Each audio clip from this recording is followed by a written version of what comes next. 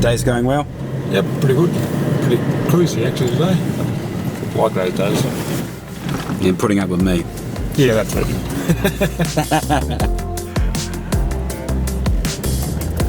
Hey everyone, we're just out of Stanley in Forest, Tasmania, where Scott and the team are using a 20,000 litre Trident tanker and PTO stirrer to feed their farm quickly, accurately and right across the paddocks. Let's check it out.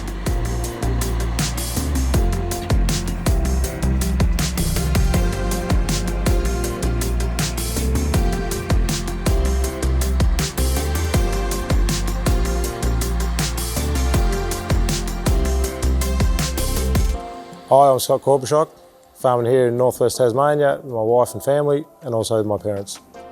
Hi guys, I'm Macca. I work here at Korpershoek Brothers as a mechanic and also an operator. Today we've got the Nevada slurry tanker and also the stirrer out.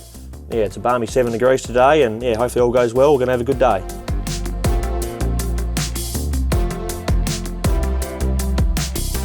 So here in Tasmania we're farming on 290 hectares. Along with the cows, we also do cropping as well, potatoes and a few onions, and the crops to support the cows. Contour, we're pretty flat down here on the coast, and then a bit of a plateau up on top of the hill.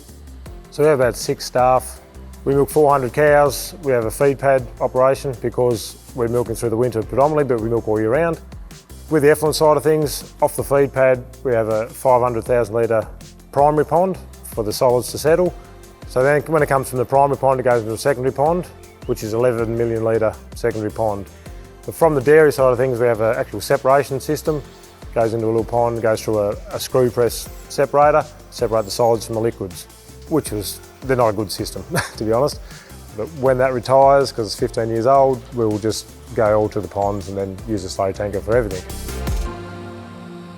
So before we had the Nevada tanker, we was paying contractors to do the effluent spreading once a year, which is not very good utilisation of the slurry in my terms.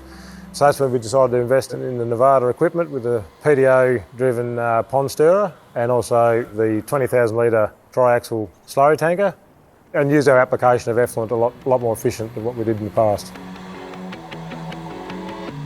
Setting up the stirrer, pretty easy to go. You just put it on the back of the 3-point linkage, hook the PTO up, yeah, back it up to your ponds and drop her in. 540 PTO revs and yeah, just back and forth to get it going down and yeah, it chops it up quite nicely. Well, first off with the stirrer, we find that it's very simple to use and it actually does stir very well. I think there's a bit of technology that actually goes into the propeller on the stirrer to make it stir really well.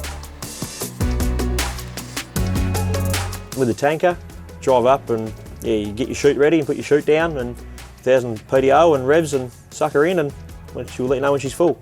Makes it yeah, pretty efficient to fill up and go again. It's got a very good pump on it. We can fill it up in probably about 4 to 5 minutes. The thing that caught my eye was the rainwave guns, but also just the ease of using it. It's got good baffles in it, it's easy to clean out. In the paddocks it's only 5 minutes and yeah, she's empty again, so it's pretty easy to use. There's always a challenge with effluent. But I look at it in a different light and you look at it like a resource that we need to capitalise on.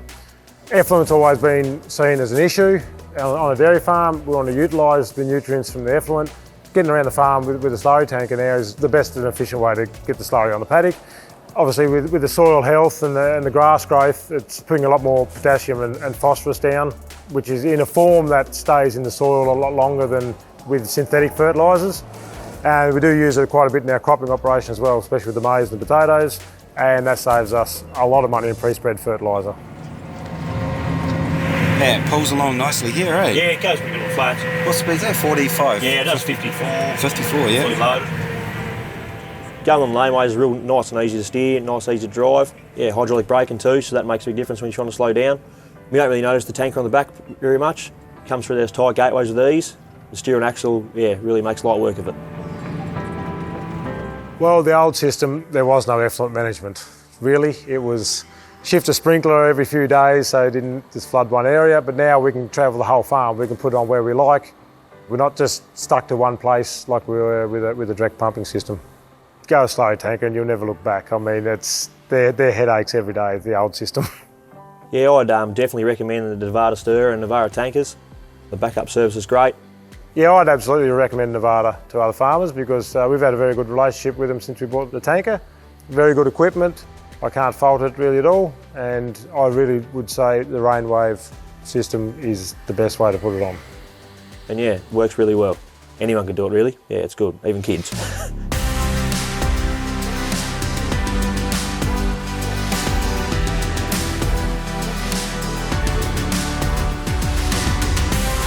All right, so there you go. Hey, cheers to Scott for letting us check out what's working on his farm, and to Macca for showing us how the tanker gets it done. It's all about making the most of what you've got. Keen to see how that could work for your farm? Head to nevadagroup.co.nz. We'll see you next time.